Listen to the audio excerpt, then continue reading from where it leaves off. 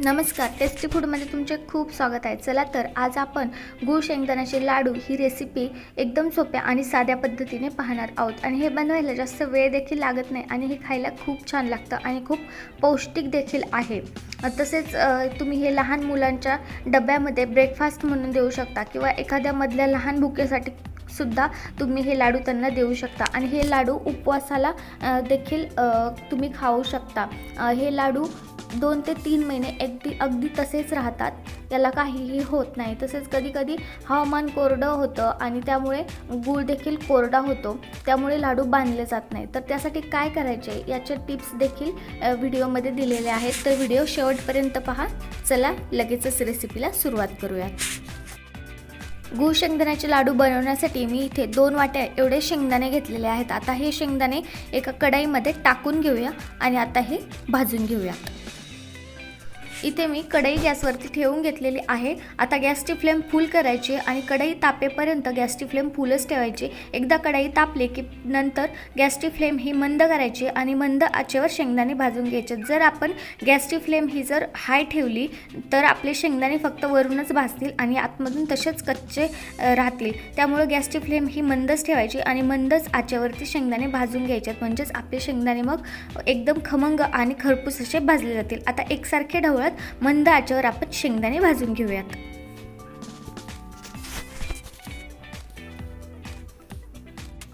इथे आपले शेंगदाणे एकदम खमंग आणि खरपूस असे भाजलेले आहेत। जवळजवळ 10 ते 12 मिनिटांमध्ये शेंगदाणे एकदम खमंग आणि खरपूस असे भाजतात। आता गॅसची फ्लेम बंद करूया आणि शेंगदाणे ताटामध्ये काढून घेऊयात। इथे आपण सगळे शेंगदाणे हे ताटामध्ये ओतून घेतलेले आहेत। आता हे थोडेसे थंड करूयात। शेंगदाणे थंड झाल्यावर तुम्ही हवं तर याची साल काढू घेऊ शकता, पण मी याची साल काढणार नाही कारण सालीमध्ये सुद्धा पोषक घटक असतात। तर आता हे शेंगदाणे थंड करून घेऊयात। इथे मी शेंगदाणे थोडेसे थंड करून घेतलेत। आता गूळ घेऊयात।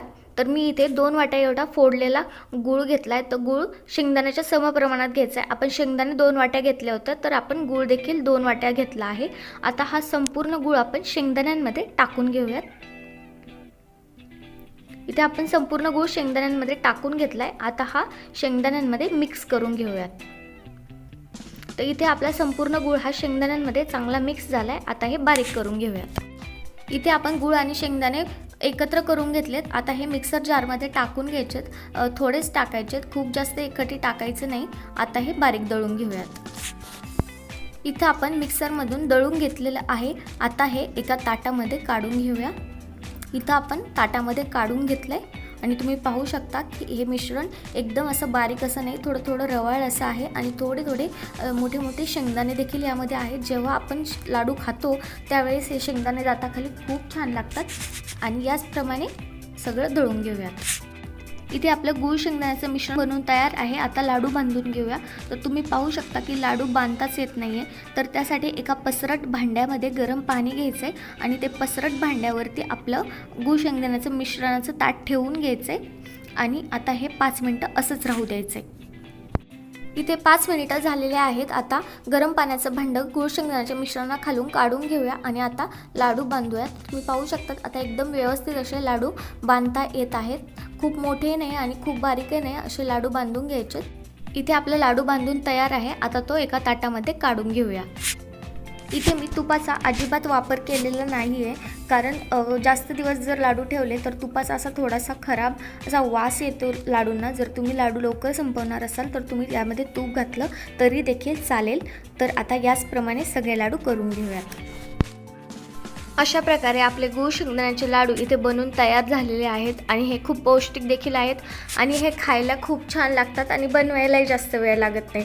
तुम्ही मुलांच्या डब्यामध्ये नाश्त्यासाठी देऊ शकता किंवा तुम्ही हे मधल्या छोट्या भुकेसाठी सुद्धा तुम्ही हे मुलांना देऊ शकता। हे लाडू तुम्ही उपवासासाठी देखील खाऊ शकता, उपवासाला देखील हे लाडू चालतात। तसेच एका कोरड्या आणि स्वच्छ बरणीमध्ये जर हे लाडू तुम्ही भरून ठेवले तर हे लाडू एकदम 2 ते 3 महिने एकदम व्यवस्थित राहतात, त्यांना काहीही होत नाही। अशा प्रकारे तुम्ही हे लाडू एकदा नक्की ट्राय करून पहा, तुम्हाला देखील हे नक्कीच आवडतील। आणि जर व्हिडिओ आवडला असेल तर लाईक करा आणि चॅनलवर नवीन असाल तर सबस्क्राईब करा। थँक्यू।